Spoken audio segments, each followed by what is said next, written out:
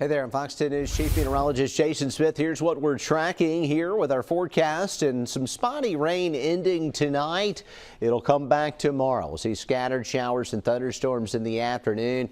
Better chances of rain in our forecast going forward for the second part of the week. Our Futurecast model says tomorrow should start out partly cloudy, a few coastal showers around in the morning. Afternoon activity may be a little more limited tomorrow, but still a pretty good round of showers and thunderstorms north of Interstate 10 possible. Our beach forecast looks like a winter here, upper 80s and a low risk of rip currents. UV index is high, and that rip current risk is going to stay low through Wednesday and into Thursday. Good news there. And the tropics all quiet, nothing going on in the Gulf or the Caribbean Sea. One little feature here off the Azores, 10% chance of development, but even if it formed in anything, it wouldn't come our way, being located in the northeastern Atlantic. Tomorrow, temperatures in the 60s for our morning lows. Still some pleasant mornings out there for a little while longer. 66 Mobile and Daphne, 64 in Bruton, and our scattered showers and storms will develop after lunchtime, most likely midday and afternoon. Temperatures held down a little because of some rain clouds around at times tomorrow. Upper 80s on Wednesday, getting closer to 90 by the end of the week. Rain chances are at their peak on Thursday. That's going to be our best rain chances. A front moves into the area, and in our extended forecast, our rain chances lower a little by Saturday and Sunday in your weekend forecast. So we get these pop-up showers and storms, and coming up, we'll look at the flood dangers with those storms and tropical events with meteorologist Matt Barentine. Plus, Jennifer Lambers helps us prepare for hurricane season right after this.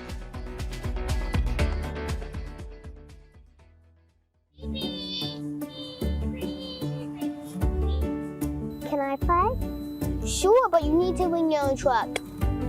That's not a problem. The FOX10 Storm Tracker fleet, taking you live to more places, covering the Gulf Coast like no one else can. Unrivaled experience, unparalleled severe weather coverage. I think I need a bigger sandbox.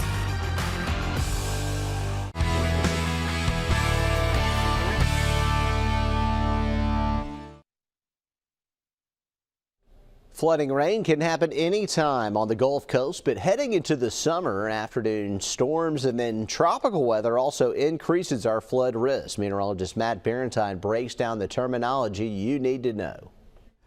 I'm sure you've heard the phrase, turn around, don't drown. And we say this for good reason. When it comes to flash flooding, it only takes about a foot of water to wash away a small car. It only takes about 2 feet of water to wash away a large car like an SUV. And of course, if you're on foot, it takes even less than that. So it can be very dangerous. So you'll hear these flash flood warnings, I'm sure, from time to time go off on your phone. Now, for most of us and most times, this isn't going to be very dangerous, especially if you're in your home. It's going to be most dangerous if you're out driving around. But every once in a while, very rarely in our area, but it does happen every once in a while, you'll hear a flash flood emergency. That's when there's a life-threatening situation happening, likely that could be impacting homes, businesses, or major roadways. So these are the terminology that you need to know when it comes to flash flooding. And also another thing, when you think about severe weather, it's important to make sure your home is prepared. Meteorologist Jennifer Lambers sat down with a specialist to discuss garage door safety. During hurricane season, it's important to prepare your home, one of the most vulnerable places, and that's your garage door. IBHS's lead research meteorologist, Dr. Ian Giamanco, joins us now to discuss the importance of having a proper garage door. Thank you so much for joining me today. Yeah, thanks, Jennifer. Thanks for having me. Well, starting off first, how are garage doors so vulnerable? Garage doors, unfortunately, are actually a weak spot in our homes. They can buckle inward. They're not as reinforced as, say, a wood-framed wall that's got your wall cover, whether that's siding or brick veneer. So wind, unfortunately, is one of those natural hazard things that likes to find the weak spots in our homes. And unfortunately, the garage door, especially with our attached garages, is one of those weak spots. And what kind of research is IBHS doing? Yeah, at IBHS, we've been able to actually test garage doors on real homes in our full-scale wind tunnel facility. So we can run a hurricane eyewall record. We can look at how garage doors perform at varying wind speeds, looking at those that are our conventional garage doors, those that are what we call wind rated, and those that have added bracing that go up to a design level of, say, 130 miles per hour, and actually look at the performance, but also to see how the doors react and what happens to the structure when they do fail, and what are some of the outcomes that can occur when you have one of these doors that actually buckles inward and all that air rushes into the home.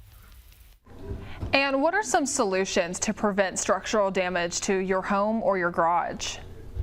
Yeah, the first thing is to look to make sure your garage door has a proper labeling on the back. It should have a sticker. It's got some numbers that say PSF, so pounds per square foot of pressure. And it may even show you the wind speed rating. One, you should have that. Your building code requires it.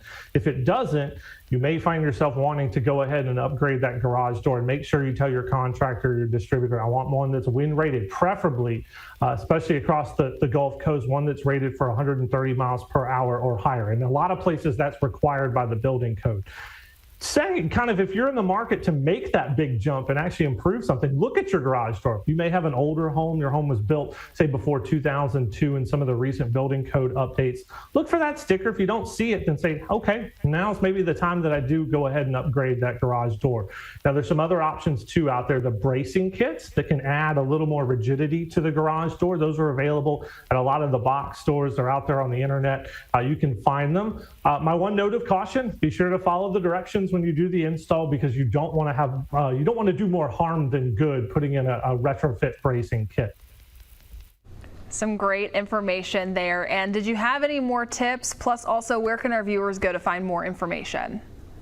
Yeah, for folks who want to learn a little bit more about this work and all the things you can do to your home, from even some of those little DIY stuff up to the garage door stuff we've talked about today, disastersafety.org/hurricane ready, that's the place to go, or just search IBHS Hurricane Ready and you'll find all those great materials. And as always, we'll have all of that on our website, fox10tv.com. But thank you so much for joining us this morning. Thanks for having me. All right, thanks, Jennifer. And here's what we're seeing in our forecast. We'll be looking at your 10-day outlook coming up. New to the Fox 10 weather app, your 24-hour radar forecast. Be the first to see how precipitation is going to affect your plants across the Gulf Coast. Detailed hour by hour. The 24-hour radar forecast on the Fox 10 weather app. Plus the latest breaking news with the Fox 10 News app. Got him, Bo. Stay alert with Fox 10. Prime time is Fox 10 time. The latest on the night's top stories are first on Fox 10 News at 9. Wrap up your day, informed and ready for the morning.